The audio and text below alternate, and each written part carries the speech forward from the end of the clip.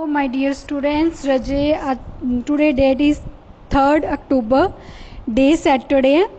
Business accounting ਦਾ ਰਜੇ last general entries ਜਿਹੜੀਆਂ ਰਹਿ ਗਈਆਂ ਸੀ ਉਹ ਆਪਾਂ ਕਰਨ ਲੱਗੇ ਹਾਂ। ਇਸ ਤੋਂ ਬਾਅਦ ਆਪਣਾ ਜਰਨਲ ਵਾਲਾ ਚੈਪਟਰ ਫਿਨਿਸ਼ ਹੋ ਜਾਏਗਾ। ਨੈਕਸਟ ਟ੍ਰੀਟਮੈਂਟ ਹੈਗਾ ਰਜੇ refund of income tax. Income tax ਤੁਸੀਂ ਪੇ ਕੀਤਾ ਹੈ ਪਰ ਉਹ ਵਾਪਸ ਆ ਚੁੱਕਿਆ ਹੈ, ਤੁਸੀਂ ਉਸ ਦੀ ਜਿਹੜੀ ਜਰਨਲ ਐਂਟਰੀ ਆ ਉਹ ਕਿਵੇਂ ਪਾਸ ਆਊਟ ਕਰੋਗੇ।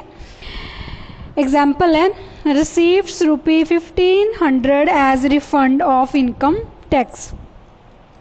1500 रुपया इनकम टैक्स विचों वापस आ गया, तुसी उन्होंने रिसीव कर लिया। इट मीनस कैश थोड़े कोल आ रही है तो यदी एंट्री पेगी cash account debit to capital account. 15,000 debit 1500 debit 1500 credit. Cash account debit to capital account. Next topic आंदा रजे गुड्स परचेज थ्रू VPP। जो तुसी वस्तुओं नूं परचेज किया through VPP, V value, P payable, next P parcel. Parcel आंदा रहे जदों तो वैल्यू पेबल ते तुसी गुड्स नूं एज अ पार्सल परचेज किया, ठीक है। वो एक एग्जाम्पल है, कहते received VPP for goods ₹900। Goods जड़ियां ने तुहानूं रिसीव होईयां ने, मान लो तुसी परचेज कीतियां किहदे थ्रू VPP दे थ्रू 900 दियां, तो एंट्री सिंपल तुसी परचेजेस वाली पास करनी है। Purchases account debit to cash account 900 debit 900 credit. Next आंदा है जी व्हेन गुड्स आर सोल्ड। देखो अगला टॉपिक सेल टैक्स का आंदा है। सेल टैक्स का मतलब हुंदा है कि जदों भी वेचते हैं आपां कोई भी गुड्स नूं तां उहदे उत्ते टैक्स पे करना पैंदा, सेल टैक्स, ठीक है। सब तो पहला आप गुड्स नूं सोल्ड करने वेले सेल टैक्स पे करते हैं कैश अकाउंट या डेबिट डेटर्स अकाउंट, कुछ मर्जी लिख लो। जो तक कैश नाल तुसी बेचा तो कैश अकाउंट आऊगा, उधार वेचा डेटर का नाम आ जाएगा। समझ आया? कैश या debtor account, debit to sales account to sales tax. देखो जिन मान लो 10,000 दियां सेल्स होईयां ने, ठीक है, 200 का तुसी सेल टैक्स पे किया गा, टोटल 10,200 रुपया जिहड़ा वो अमाउंट इत्थे आएगी, ठीक है जी। उस तो बाद सैकेंड केस है कि when collect sale tax is deposit. तुसी जिहड़ा सेल टैक्स कलैक्ट कीता सीगा उपर वो तुसी बैंक च डिपॉजिट करता, जो तुहाडे कोले तुसी डिपॉजिट कर लिया तो उसकी एंट्री क्या आएगी sale tax account debit to cash account और बैंक अकाउंट। जो कैश करवाया तो कैश, जो बैंक च करवाया तो बैंक अकाउंट आएगा। उस तो बाद टॉपिक आंदा रहे compound entry. Compound journal entry नूं बोलते हैं संयुक्त एंट्री, ठीक है। ਇਹਦਾ मतलब ਕੀ ਹੁੰਦਾ है कि ਜਦੋਂ 1 डेबिट और 2 और मोर क्रेडिट्स होन, ठीक है, आइटम्स ਜਾਂ 1 क्रेडिट 2 और मोर डेबिट्स होन ਜਾਂ 2 और मोर डेबिट और क्रेडिट होन, ਇਹ ਤਿੰਨੋਂ केसेस ਨੂੰ ਆਪਾਂ ਕੀ बोलते हैं कंपाउंड एंट्री बोलते हैं, ठीक है जी। ਉਹਦੀ ਉਸ केस देखो ਹੁਣ ਜਿਵੇਂ देखो डेट सेम है, सेम डेट ਨੂੰ जेकर कैश जा रहा गा, ठीक है, तो तुसी उन्होंने कंपाउंड कर सकते हो। सेम डेट नूं जेकर काफ़ी सारिया ट्रांजैक्शन च कैश आ रहे है तो तुसी उन्होंने कंपाउंड कर सकते हो, ठीक है। हुण जिवें देखो कहते परचेज गुड्स फ्रॉम सुख। सुख तो गुड्स परचेज कीतियां 7,000 दियां, ठीक है। पेमेंट इन कैश पेमेंट करती तुसी 3,000 दी, बैलेंस अजे बाकी पिया 4,000 का बैलेंस अजे पिया, तो तुसी इहनूं कंपाउंड कर सकते हो। Purchases account debit cash account debit purchases account debit to cash account to सुख।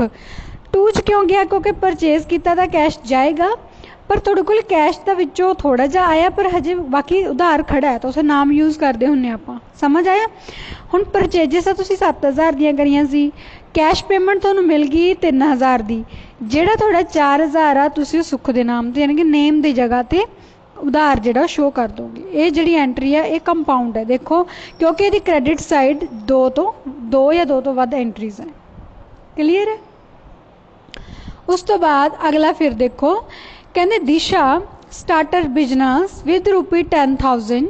दिशा ने बिजनेस स्टार्ट किया 10,000 कैश, ठीक है, एंड बिल्डिंग ₹50,000।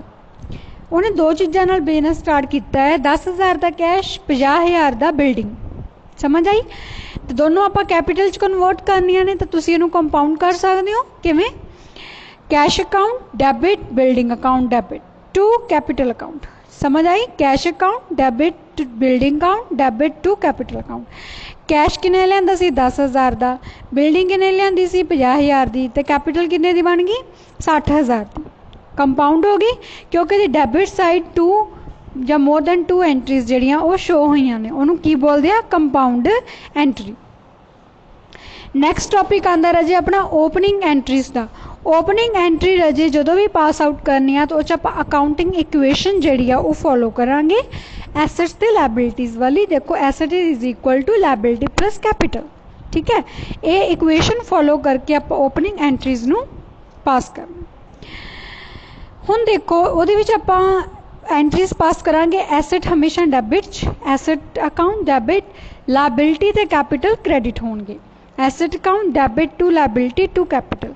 ਇਹਦੇ ਵਿੱਚ रजे बैलेंसिंग फिगर निकलूगी किवें, जेकर मान लो एक मिनट रजे मान लो थोड़े कोल एसेट सीगे 20,000 दे, ठीक है, लायबिलिटी सीगियां थोड़े कोल 18,000 दियां,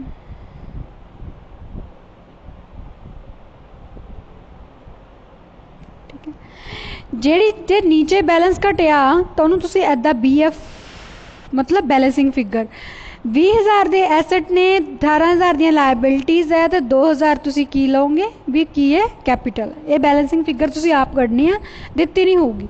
कदों जेकर थल्ले बैलेंस घटिया क्रेडिट च बैलेंस घटिया तो टू कैपिटल अकाउंट लिख के तुसी पानी है अमाउंट। बाय चांस जेकर थोड़ा एसेट उपर वाली साइड घटिया बैलेंस तो फिर तुसी इत्थे गुडविल अकाउंट लिख के जिन्नी घटी अमाउंट है वो शो करोगे। क्लीयर है।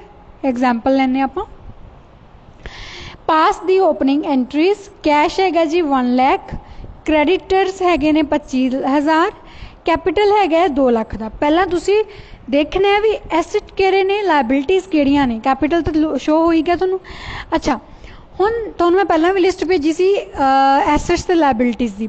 हुण कैश की है एसेट है, क्रेडिटर्स की है लायबिलिटी है, कैपिटल तो आपका अलग तो ही है ना।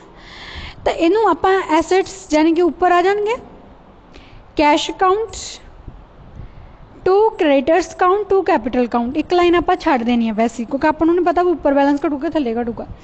हाँ जी क्रेडिटर सीगे 25,000 दे यानी कि लायबिलिटी 25,000 दी एक तो, कैपिटल हैगी है थोड़ी 2 लाख दी, 2,25,000 हो गया। उधरों थोड़े कोल एसेट सीगे यानी कि कैश सीगा 1 लाख का। समझ आया। हुण तुसीं देख रहे हो जो क्योंकि डेबिट बैलेंस क्रेडिट बैलेंस के बराबर होना चाहिए, इधर का बैलेंस घट गया, ऊपर बैलेंस घट गया, तुसीं उहनूं की लिखता गुडविल अकाउंट बैलेंसिंग फिगर, ठीक है। किन्नी 1,25,000 रुपये। जे यही बैलेंस थले घट जाता तो आप कैपिटल अकाउंट शो करना सी। बाय चांस कैपिटल अकाउंट थोड़े कोल हैगा फिर तुसीं टू कैपिटल रिजर्व अकाउंट लिखना सीगा। समझ आए केस दोनों। जेकर ऊपर बैलेंस घटिया तो गुडविल अकाउंट आएगा, नीचे घटिया तो कैपिटल अकाउंट आऊगा। बाय चांस कैपिटल थोड़े कोल दित्ती हुई है तुसीं उहनूं बैलेंस नूं कैपिटल रिजर्व अकाउंट विच शो करना है। इहनूं बोलदे आ ओपनिंग एंट्रीज, ठीक है राजे। हुण इहदे नाल ही जर्नल दे विच जिन्नियां भी एंट्री सीगियां वो सारियां आपां कंप्लीट कर चुके हैं। समझ आया। हुण तुसीं अपनी बुक्स वाले न्यूमेरिकल सम्स अपने सॉल्व करो। मैं हुण नैक्सट चैप्टर जिहड़ा लेजर्स आ वो स्टार्ट करवाना है। अपना सिलेबस बहुत ज़्यादा है, टाइम घट है, तुसीं इहदी नाल दी नाल प्रैक्टिस करी जाओ। मैं लेजर्स जिहड़ा मंडे स्टार्ट करवावांगी, ठीक है राजे।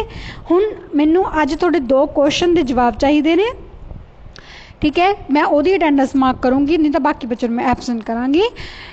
क्वेश्चन थोड़े 2 ये ने। पहला क्वेश्चन ये है कि कंपाउंड एंट्री की होंदी है, ठीक है जी।